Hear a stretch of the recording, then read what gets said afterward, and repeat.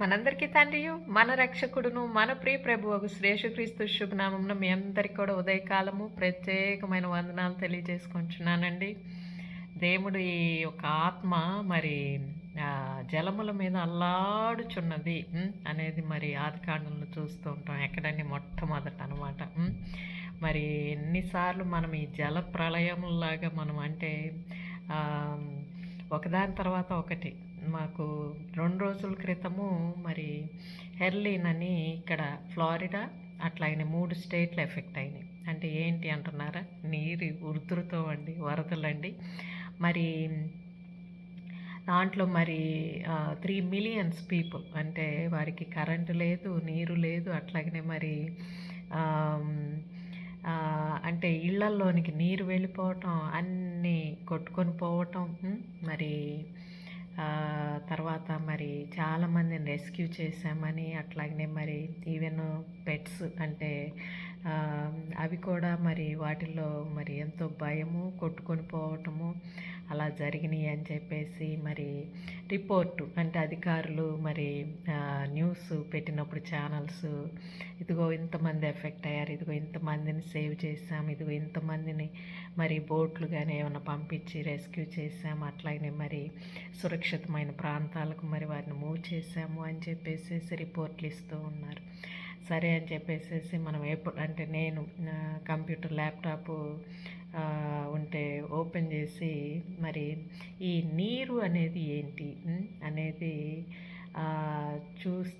అంటే metaphysical meaning అంటే ఏంటి అసలు ఈ నీటిలో ఈ శక్తి ఏంటి, ఈ నీరు ఏంటబ్బా ఇట్లా మరి అందరినీ కూడా అంటే అన్ని ప్రదేశాల్లో కూడా మరి కదిలించి వేస్తుంది అనేది చూద్దామని ఓపెన్ చేస్తే మరల కూడా నేపాల్లో వరదలు, ఉధృతమైన వరదలు అని చెప్పేసి న్యూస్ ఫస్ట్ కళ్ళు దృష్టి దాని మీద పడిందనమాట. పడంగానే అంటే ఏంటంటే దేవుడు ఇదిగో ఇంకొక చోట మరల కూడా ఏ వరదలు మరి అట్లాగనే మరి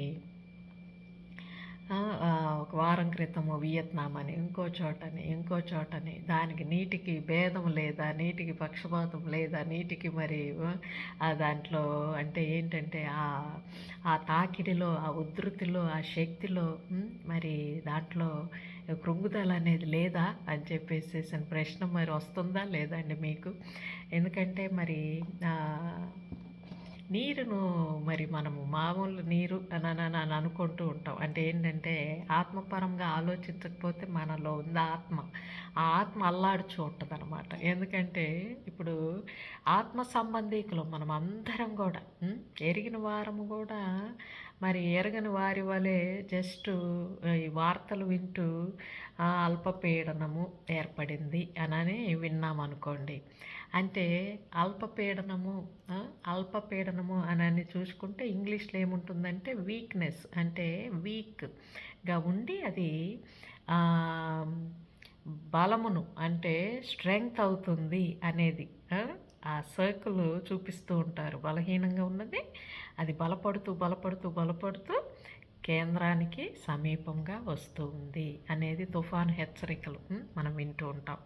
సో వెంటనే మామూలుగా సరే మామూలు ఈ లోకస్తులు అంటే లోకంలో మామూలుగా వార్త విని వాళ్ళు అనుకుంటారు మామూలుగా ఇది బలహీనమయ్యింది వస్తుంది అనేది అంతవరకు. మనము మరి అంటే ఆత్మపరమైన ప్రేరేపణ దేవుడు మన యందు ఆత్మను వెలిగించిన తర్వాత మరి మనము ఏమనుకుంటున్నాము అనేది చూసుకుంటూ ఉంటే చాలామంది మరి నీరు అది అంటే ఆ స్ట్రాము అక్కడ బలహీనపడుతూ కేంద్రీకృతం అవుతుంది, దాంట్లో శక్తి పొందుతుందంట. అంటే వెంటనే వెళ్ళి సరుకులు తెచ్చుకోవటము, వెంటనే వెళ్ళి నీరుని తెచ్చుకొని దాచుకోవటం, వెంటనే వెళ్ళి ఛార్జర్స్ ఫోన్ కానీ కంప్యూటర్లు కానీ ఇంకేమన్నా పోవా, అట్లాగనే మరి ఏమన్నా టార్చ్ లైట్లు ఉంటే వాటికి బ్యాటరీలు కొనుక్కుందామా, ఈ ఆలోచనలన్నీ చూడండి అవి ఎటువైపుకి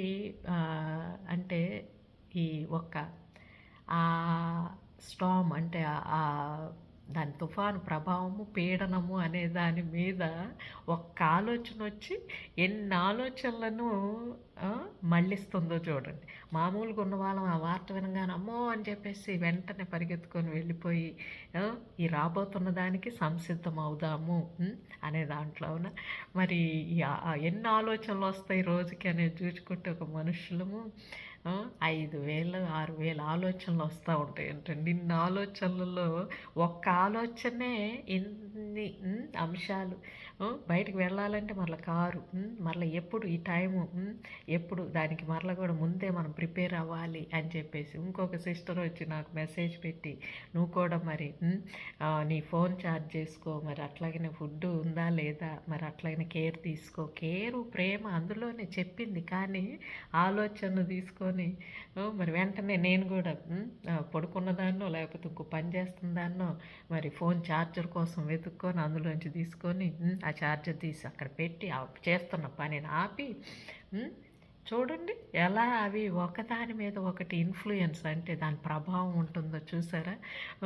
అలాగా మనము ఈ ఆత్మయందు ఆలోచించుకుంటూ ఉంటే ఈ అల్పమైన ఆ పీడనం అనేది బలము చెందుతూ ఉంది అనేది చూసుకుంటే ఏదైనా మన యందు కూడా ఏదైనా ఒక అంటే ఒక అల్పమైనది ఏదైనా ఆలోచన తీసుకుంటే ఆ అల్పం అనేది మనము దాన్ని తీసివేసుకోకపోతే ఏమిటి అని అనేది ప్రేమ కానీ, అవిశ్వాసం కానీ, అంధకారం కానీ, లేకపోతే ఈ శరీరపరమైన ఈ ఆలోచనలు వేటిల్లో కూడా వచ్చినవి మనల్ని బలహీనపరుస్తూ ఉంటే వాటిని మనం తీసివేసుకోకపోతే, ఆ అల్పమైన వాటిని మనం తీసివేసుకోకపోతే ఏమవుతాయండి అవి మనకి అవి వ్యతిరేకమైన బలమైన కేంద్రీకృతమైన శక్తిగా మారి మరి ఒక పీడనముగా ఒక బలమైన తుఫానుగా వచ్చి మనల్ని కల్లోలపరుస్తుంది, మన ఆలోచనలన్నిటిని కల్లోలపరుస్తుంది. అట్లాగే వ్యక్తిగతంగా మనము కూడా మరి ఏ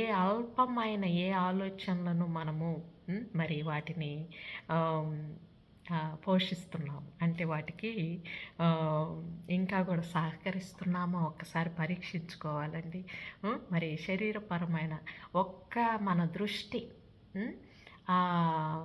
ఏదైనా ఒక స్త్రీ వైపు, ఒక పురుషుడు వైపు, ఒక చూడకూడని వైపు, అంటే దాన్ని అసలు మనము దాని వైపు శ్రద్ధ పెట్టకూడని వైపు మనం పెట్టినా కూడా అది మన ఎందుకు వచ్చి అది మనలో మరల కూడా ఆ అల్పమైనదే మరల దాని శక్తిని తీసుకొని ఇంకా మన దృష్టిని మళ్ళించుతూ, ఇంకా మన ఆలోచనలను మళ్ళించుతూ, ఇంకా ఇంకా ఇంకా మనల్ని బలహీనలను పరుస్తూ అది కేంద్రీకృతం చేసుకొని దాని యొక్క శక్తిలో మనల్ని, మన ఆలోచనలను, మన యొక్క కుటుంబాన్ని, మన యొక్క సమస్త వ్యవస్థ మీద దాని యొక్క ప్రభావము ఒక తుఫాను వలె ఎన్ని కుటుంబాలు నాశనం అయిపోతున్నాయండి అంటే దానికి మూలం అక్కడెక్కడో ఆ అల్పమైన ఆ విషయం మీద క్షణం పెట్టిన ఆలోచనలో అంతటి ప్రభావం ఉందా అనేది విశ్లేషించుకోకపోతే ఎట్లా. మరి కీర్తనల గ్రంథంలో 29:10 చూసుకుంటే యెహోవా ప్రళయ జలముల మీద ఆసీనుడు అంటే ఆయన యెహోవా నిత్యము రాజుగా ఆసీనుడై ఉన్నాడు. అంటే ఈ ప్రళయం అంటే ఈ వరద అనే వీటన్నిటిని కూడా ఆయన సంభాళించగలిగిన వాడేగా వాటి మీద ఆసీనుడయ్యాడు అని అంటే ఏమిటి అదే చూసుకుంటే ఆయనలోని సమర్పణ, ఆ పశ్చాత్తాపము. మనము అప్పుడు అది ఏమన్నా దేనిది అనేది తెలియకపోయినా కూడా దేవా మరి ఇదిగో నీకు మరి తప్పుగా ఏదైతే మేము అల్పమైన దాని మీద ఆశించాము అయ్యా తండ్రి, దానిని మేము మీకు సమర్పించుకుంటున్నాం తండ్రి అని మనము చెప్పినప్పుడు మన యందున్న ఈ ప్రళయంగా జరుగుతున్న ఈ కుటుంబ సమస్యలవని, ఏవని, రుణబాధలవని, ఒక మానసిక వేదనవని, శారీరక వేదనవని, అవి మరి బలహీనతలవని, అవి మరి ఒక జబ్బులవని, వాటన్నిటి మీద కూడా ఆయన మరల కూడా ఆసీనుడు అవ్వగలడు. అంటే ఆయనకు సామర్థ్యం ఉంది. వాటన్నిటి మీద కూడా మరల కూడా అంటే అణచివేయగలిగిన శక్తి ఉన్న తండ్రిని మనం మరి కోరుకోకపోతే ఇంకెవరిని కోరుకుంటామండి లోకంలో? వేటిని అణచలేని వాటిని, వ్యర్థమైన వాటిని, వేటినైతే పూజిస్తున్నా అవి కూడా కొట్టుకొని వెళ్ళిపోతూ ఉంటే మరి అస్సలైంది ఆత్మయందు ఏదైతే ఈ లోకంలో కట్టిన దేనిలో కూడా ఆయన హస్తకృత్యములు వాటిల్లో నేను నివసించను అన్న దేవుణ్ణి వాటిల్లో కాకుండా మన హృదయము అనే సింహాసనం మీద కూర్చోబెట్టుకోవటానికి మనం ఎప్పుడు కూడా తాపత్రయపడాలి. అవునా? మరి మొట్టమొదట చూచుకుంటే గనక దేవుని ఆత్మ మరి ఆ చీకటి ఆ జలముల మీద అల్లాడుచున్నది. దేవుని ఆత్మ జలముల పైన అల్లాడుచున్నది. ఇప్పుడు కూడా మనం చూస్తూ ఉంటే మరి ఒక ప్రదేశం కాదు అన్ని చోట్ల కూడా ఈ జలములు అనేవి మనల్ని కకలా వికలం చేస్తూ ఉన్నాయి. అని అంటే ఎన్నో ఆలోచనలు ఇప్పుడు నేను చూసిన ఆ చిన్నది ఏదో ఆ వీడియో అని అనుకోండి, లేదా ఆ విషయం అనుకోండి అల్పమైంది, దాన్ని పెట్టిన వాళ్ళు దాని ముందు ఆ బిడ్డలో ఆ కామం కానీ, ఆ మదం కానీ, ఆ మత్సరాలు కానీ, ఆ ప్రకోపాలు కానీ, అవన్నీ ఆ అవిశ్వాసం కానీ, అంధకారం కానీ ఎక్కడొచ్చింది, ఏమిటి, వాటన్నీ మనమందరం కూడా మనుషులమండి. మనమందరం కూడా ఒక ఆలోచనకు ఒకటి, ఈ తుంపుకొకటి, ఈ అల్పమైన దానికి ఇంకొకటి వచ్చి చేరి అసలైన మరి ఆ నిత్య జీవం అనే దాంట్లోనికి వెళ్ళటానికి అడ్డవుతున్నాయేమో. కాబట్టి ఇందులో నేను చేసేది ఏముందిలే అని అనుకుంటే ఆ ఒక్క తుంపును అలా మనం తీస్తే ఒక దారి ఏర్పడుతుంది. అలాగనే ఇంకొకరు పెట్టింది వాళ్ళు తీస్తే వారి దారి ఏర్పడుతుంది. అలాగా ప్రతి ఒక్కరము కూడా మనము పెట్టిన ప్రతి ఒక్కటి కూడా ఇదిగో నేను తొలగించుకుంటున్నాను అని మన సమర్పణలో మనము తొలగించుకోవటానికి వేస్తే అక్కడ మార్గం ఏర్పడుద్ది కదండి. దేనికేనంటే విశ్వాసంలోనికి, నిత్యత్వంలోనికి, జీవంలోనికి, మరి ఆ నిత్యమైన ప్రేమను శాశ్వతంగా మనము దాన్ని క్లెయిమ్ చేయటానికి, అంటే మనము దాన్ని స్వాధీనం చేసుకోవటానికి.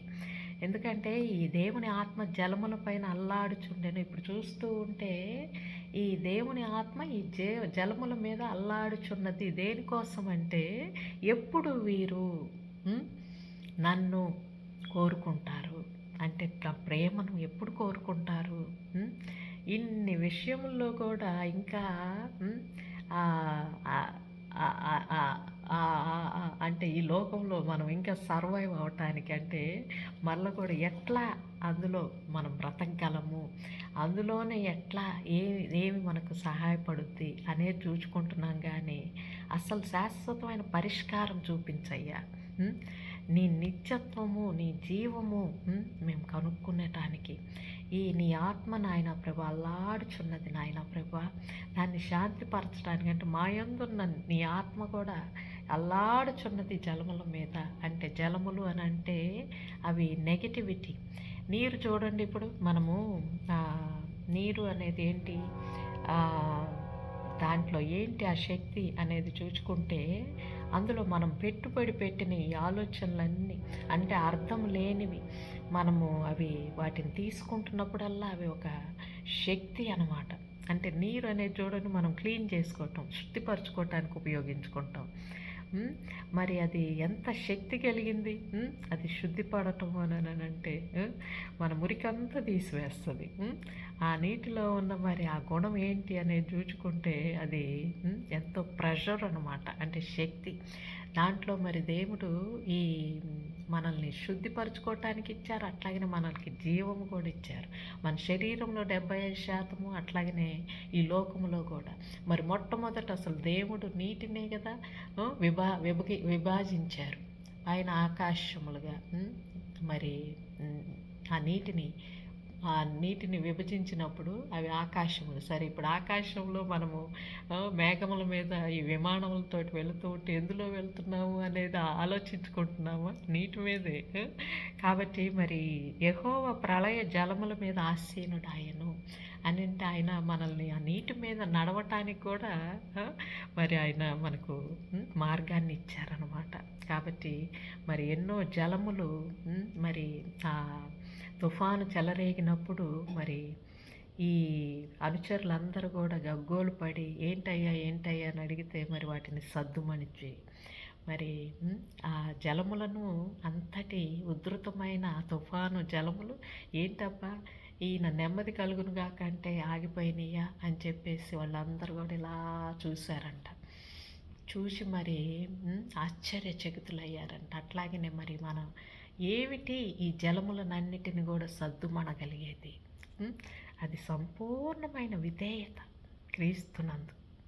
ఆ విధేయత, సమర్పణ, ఒకరికి ఒకరము ఆలోచనలకు అంటే వాటిని దాంట్లోంచి మార్గంలో వేసుకోవటానికి ముందు మనం విధేయతతోటి ఆ సమర్పణలోనికి ఆ ప్రేమతోటి ఆ విశ్వాసంలో మనం అందరం కూడా మరి ఆయనను మరి ప్రార్థించుకొని వేడుకొని మరి జీవమార్గంలో మమ్మల్ని అందరినీ కూడా స్థిరపరచయ్యా. ఎక్కడైతే ఈ అల్పమైన వాటిల్లోనికి మేము వెళ్ళిపోయామో అవి ఒక పీడనముగా మమ్మల్ని, మా బిడ్డల్ని, మా కుటుంబాలను బలి చేసుకుంటుందో, లోకమంతా కూడా ఇప్పుడు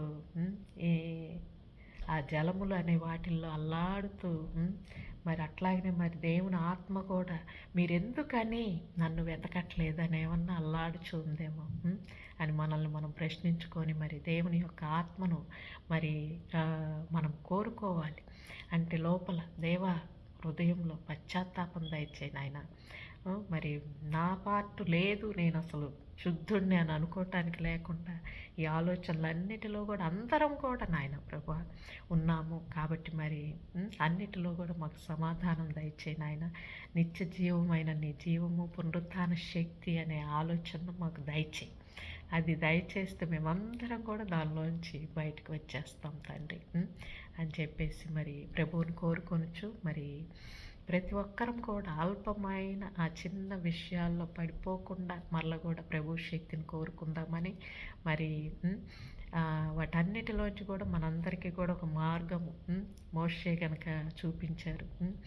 ప్రభు మోషేకి చూపించిన మార్గము మనందరికీ కూడా తెలియాలని, ఆ జలముల మీద మనం కూడా నడిచేవారిగా, ఆ జలములలో నుంచి తడి ఆరిన నేల మీద మనం కూడా నడిచేవారిగా, మన యొక్క లోకంలోని ఏదైతే మనం ఆపాదించుకున్నామో ఈ ఆస్తులు, ఈ అంతస్తులు, ఇవన్నీ ఇవి శాశ్వతము అని మనము వాటి మీద కూర్చుందామని అనుకున్నామేమో. అవి నాయన వద్దు తండ్రి.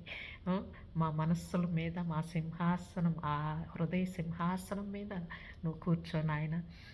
ఈ ప్రళయ జలములన్నిటిని కూడా సద్దుమణుచు నాయన అని చెప్పి మనం మరి ప్రభువుని వేడుకుందామా అని కోరుకొనొచ్చు. మరి మరలా ఇచ్చే కృపా సమయంలో మీ ముందుకు వస్తానని అంతవరకు మరి సెలవు తీసుకొనొచ్చు. మీ రచిత.